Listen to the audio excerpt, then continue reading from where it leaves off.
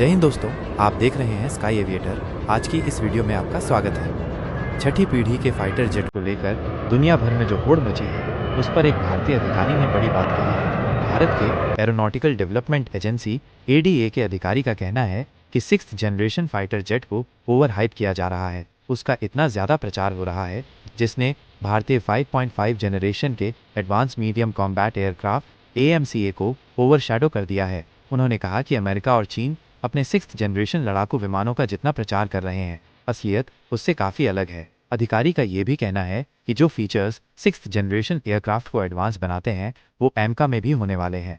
एमका भारत का 5.5 generation fighter jet है, जो साल 2028 तक अपनी पहली उड़ान भरेगा।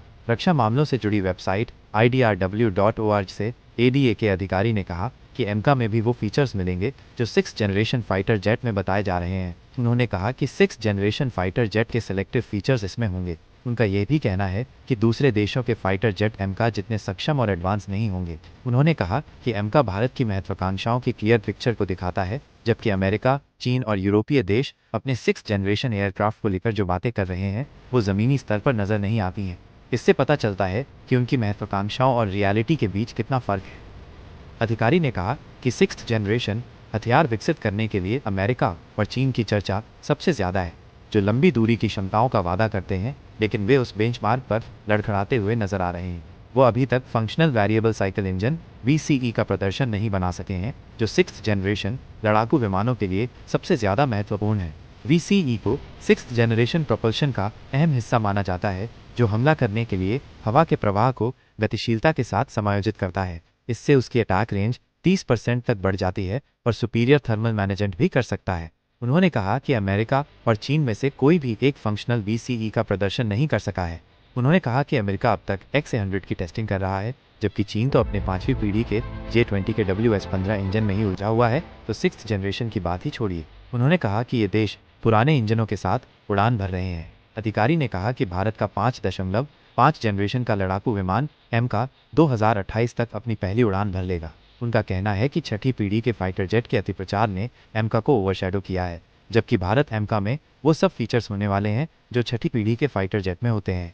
अमेरिका ने साल 2020 में next generation air dominance NGAD programme के तहत एक प्रोटोटाइप की उड़ान भरी थी, जिसे नेक्स्ट जनरेशन एयरक्राफ्ट का बताया गया था।